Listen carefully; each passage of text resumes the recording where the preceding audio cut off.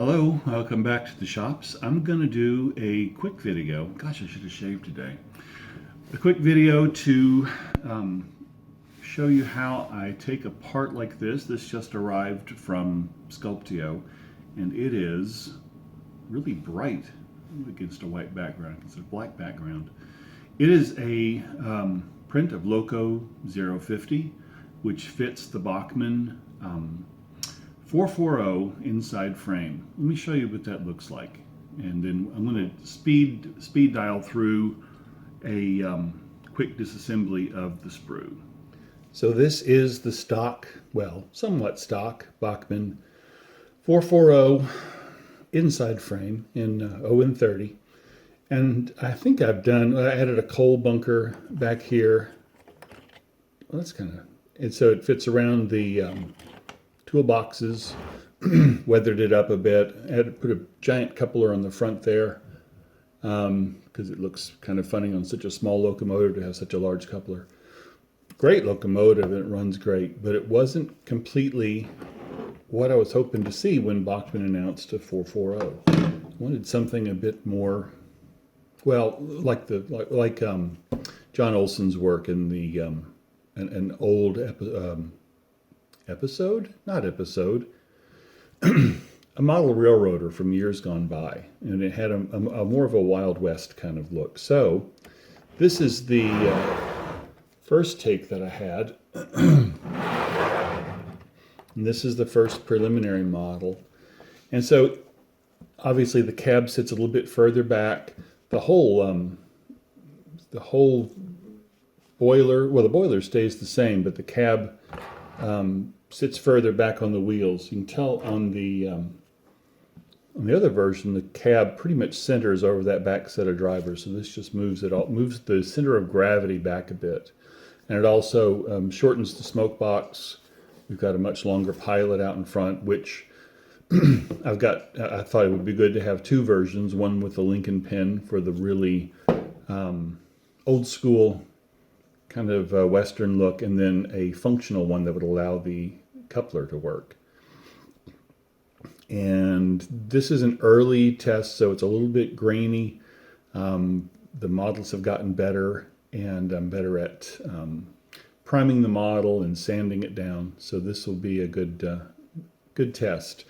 And when this comes from Sculpteo, it looks like that. So obviously we've got a ways to go from this to a better version of that. And everything is attached. There's a sprue, here's the cab and one of the pilots. And then there are three different smokestacks, two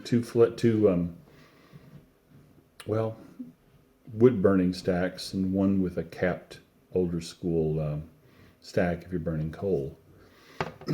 And then the headlight is hidden inside the cab there.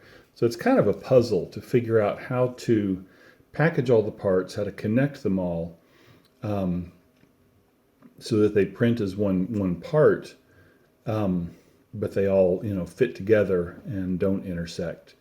And the thought is, the smaller this overall element can be, the less space it takes in the printer and the less expensive it is to print, because the whole point is to keep 0-30 affordable. So I thought it would be interesting to show you the process of removing all these parts from the sprue, and then we'll speed it up so it's not completely boring. So this will be interesting.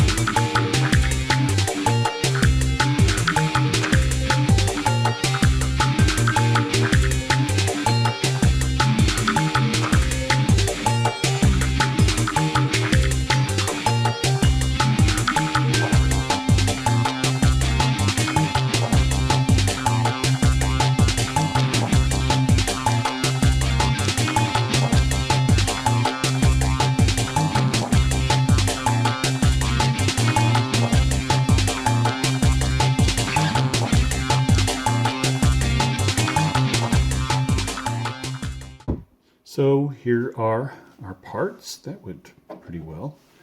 So there's the boiler and the cab. And I'm going to do some basic assembly so you can see how the parts fit together. We even have seats for your crew.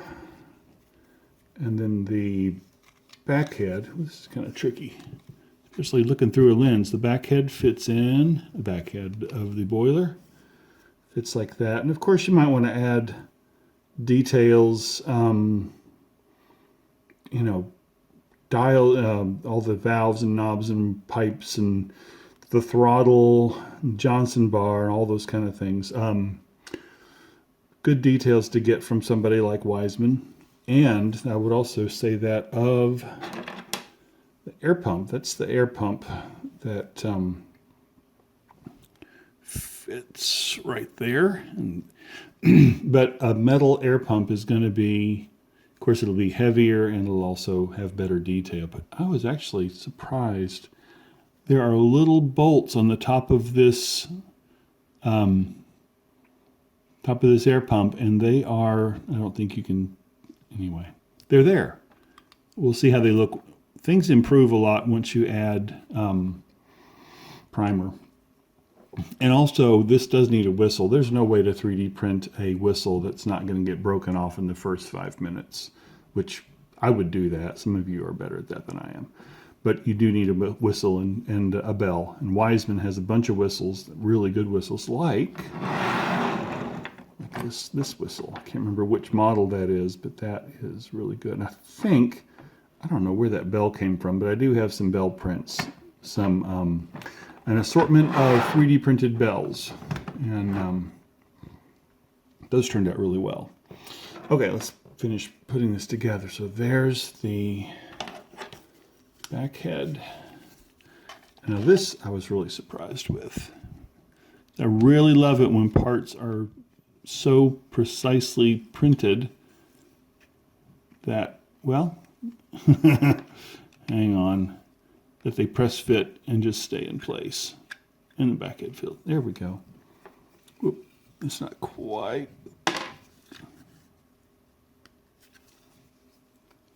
So it needs a little bit of sanding. It's got a little bit of a cant to it, or a little bit of slope, but there's the cab, and now the back head's falling out. This is really hard to do when you're looking through a screen. Okay, there we go. Well, get the idea. And then let's put this stack on next. I keep moving stuff around and the back head just floats. See, it doesn't fit. There we go. No.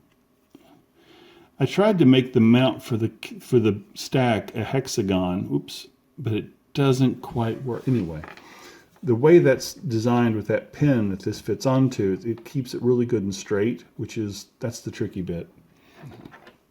Speaking of which, this is also tricky. I had to figure out a way to mount the headlight onto the boiler without making it a single piece. That didn't work. And this is designed, well, let me show you in a minute. Let me just assemble it. Bam. I like that. Wow, it's really flaring. There you go. And this is designed to take a standard Bachmann lens that you'll find in a lot of your headlights, especially if you've got extra parts in any of your Bachmann kits. So there is how that works. Are there any other parts? And of course so this is the pilot, exactly like this one. It's tricky to figure out how to connect it in a way that wouldn't droop, because you don't want it drooping like that. And really, the colloquial term for this is a cow catcher, but it doesn't really catch cows. I don't think you want to catch a cow. This is a cow mover, a cow scooper, cow shover, anyway.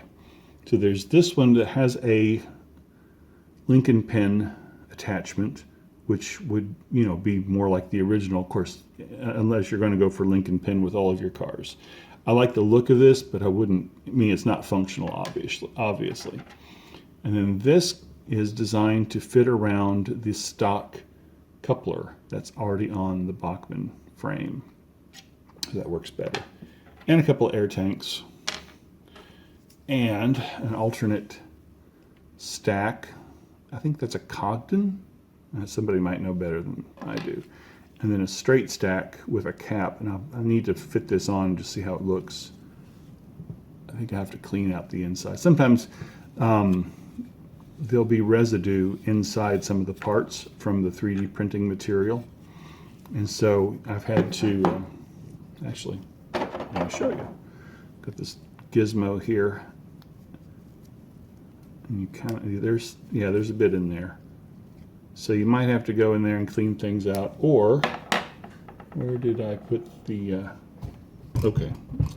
I used a drill bit, and there it is, a drill bit to kind of clean out the inside of that. Let's see if it fits. It probably will take a little bit more adjusting, but I really want to see how this stack looks, because it's going to be, oh, okay, it's partly there.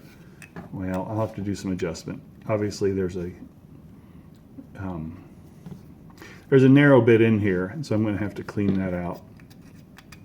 But, you know, that's kind of, you get the idea. All right.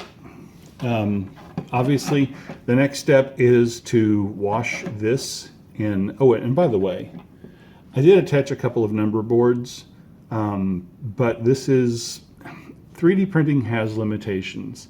And these are not really crisp. You're going to be better off with like the number boards that Bachman has. Like this is one off of a Heisler, I think, but they're available on their website. And you just can't beat the pad printing that they do on their number boards. It adds you know, a lot of detail. And also, it would be nice to have, and somebody might have a suggestion for this, a decal for the builder's plate. That would really add a lot. And then you've got the mounts here for, is it stay bars? I can't remember the term for it. But the rivet detail came out really good on this print. So I'm happy with this. The next step is to wash it with like warm water and soap and a toothbrush, not your regular toothbrush. And I'm probably going to use Dawn, and just to get all of the extra surface material off of it. And then I'll prime it with some Vallejo polyurethane primer. And then we'll talk about airbrush. You know, this could look really pretty in red. I'm kind of getting the feeling, or just the idea, that something like the Roy Disney at Walt Disney World would be really cool. And so obviously it's gonna be some work. I'll probably scavenge the parts off of this locomotive. And of course you need handrails and stanchions.